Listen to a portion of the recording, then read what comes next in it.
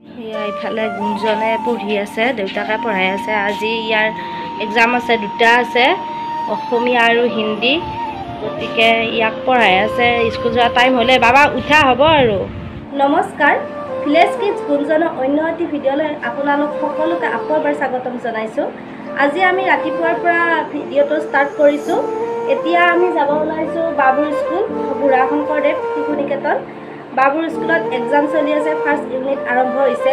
গতিকে ময়ো যাম আৰু দেউতাকো যাব, দেউতাকে আমাক থ'ব যাব আৰু মই তাতে বাবুক অলপ ৰখিব লাগিব।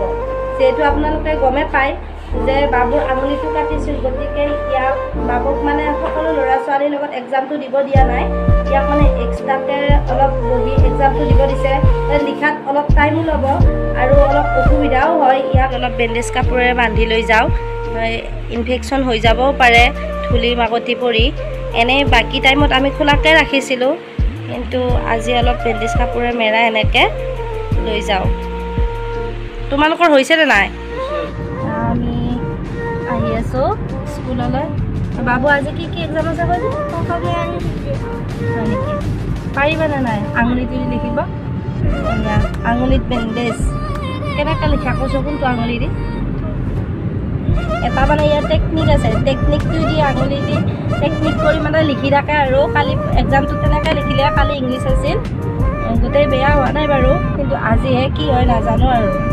এয়া বাবুৰ স্কুল আমি পালোঁ আহি, শংকৰদেৱ শিশু নিকেতন। বাকী ল'ৰা ছোৱালীৰ এক্সাম আৰম্ভ হৈছে বাৰু, কিন্তু বাবুক আধা ঘণ্টা লেটকৈ মাতিছে, 10টাৰ পৰা মাতিছে। বাকীখিনি 9:30 পৰা এক্সাম আৰম্ভ হৈছে। আমাৰ ইয়াক 10:30 পৰা এক্সামটো ল'ব, গতিকে অলপমান দেৰিকৈ মাতিছে। আমি এতিয়া আহি পাইছোঁ।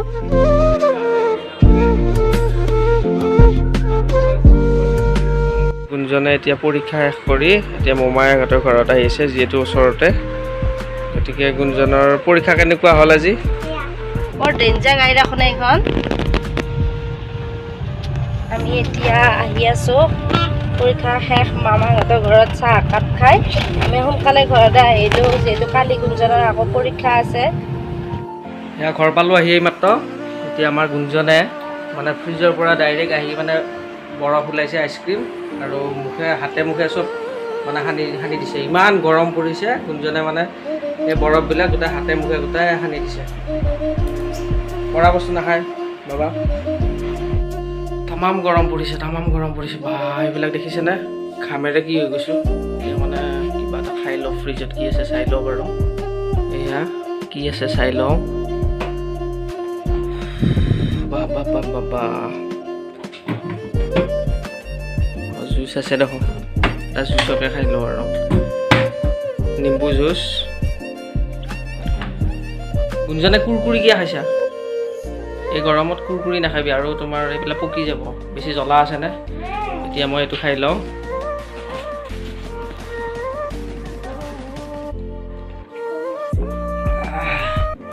এইফালে আমাৰ মহাৰাণীয়ে কি কৰি আছে চাওক, চাওক কি কৰিছে কৰবি। চাওঁ চাওঁ চাওঁ চাওঁ, এয়া আমাৰ কৰবিয়ে মুখত আইচ লগাই আছে। এইফালে আমাৰ গুঞ্জনে কালাৰ কৰি আছে। এয়া কালাৰ কৰি আছে ৱাটাৰ কালাৰ দি। যদিবাৰ মানে আঘাত খানেদি পৰা নাই, তথাপিও বাও হাত খানেদি কিবা এটা কৰি আছে আৰু, এনেই থকা নাই। মানে এইমাত্ৰ দেউতাক বজাৰত গৈছিল, বজাৰত যাওঁতে মানে ই মনে মনে ফোন কৰি কৈছে যে দেউতা মোক ৱাটাৰ কালাৰ এটা লৈ আহিবাচোন। দেউতাকে আনি দিয়াৰ পিছতে মানে এই কামটোত ব্যস্ত, কিবাকে থাকক আৰু ব্যস্ত হৈ। এইফালে গুঞ্জনে ছবি আঁকি আছে আৰু এইফালে মই এনেকৈ ভাত খুৱাই আছোঁ। যিহেতু গুঞ্জনৰ আঙুলিটো কাটিছে, মানে আঘাতেৰে খাব নোৱাৰে, গতিকে মই এনেকৈ খুৱাই দিছোঁ আৰু।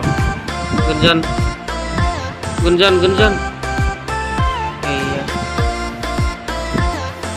এনেকৈ খুৱাই দিছোঁ আৰু। গুঞ্জন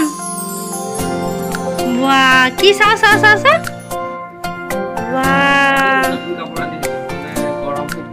তুমি আকৌ আনছা কাপোৰ?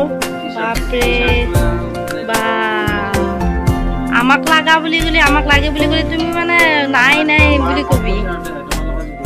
বাপৰে বাপ, আকৌ আনিছে ইনাখানে তুমি এটা চাৰ্ট লোৱা নাছিলা বাপৰে বা আকৌ এইটো এতিয়া গুঞ্জনেও টোপনি গ'ল এতিয়া মই দোকানত আহিলোঁ দেউতাক অলপ সলনি দিলোঁ আৰু মই যোৱাৰ পিছত দেউতা ঘৰলৈকে গ'ল এতিয়া আপোনালোকে যদি আজিৰ ভিডিঅ'টো চাই ভাল পালে প্লিজ আপোনালোকে লাইক কৰিব কমেণ্ট কৰিব শ্বেয়াৰ কৰিব আৰু আমাৰ চেনেলটো ছাবস্ক্ৰাইব কৰিব একেবাৰে নাপাহৰিব